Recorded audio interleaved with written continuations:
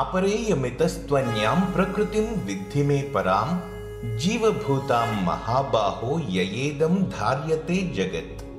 ఓ గొప్ప బాహువులు గలవాడా అర్జున, ఇది నా యొక్క తక్కువ స్థాయి శక్తి. కానీ దానికి అతీతంగా నాకొక ఉన్నతమైన శక్తి ఉంది.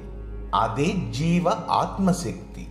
ఇది ఈ జగత్తు యందున్న జీవరాశులకు మూలాధారమైన జీవాత్మలను కలిగి ఉంటుంది. 8 విధముల ప్రకృతి తన తక్కువ స్థాయి భౌతిక శక్తి. ఉన్నది కేవలం అది మాత్రమే కాదు, ఇంకొక ఉన్నతమైన ఆధ్యాత్మిక శక్తి కూడా ఉంది.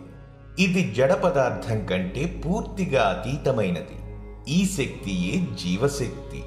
ఇది జగత్తులోని సమస్త ఆత్మలను కలిగి ఉంటుంది. ఆత్మ భగవంతుని యొక్క ఆధ్యాత్మిక శక్తిలో భాగమే అని భగవంతుడు వివరిస్తున్నాడు. కాబట్టి భగవంతుడు సర్వోన్నత శక్తిమంతుడు. ఉన్నదంతా ఆధ్యాత్మికమైన భౌతికమైన ఆయన నిమ్న స్థాయి లేదా ఆయన ఉన్నత స్థాయి శక్తులతో కూడుకున్నదే.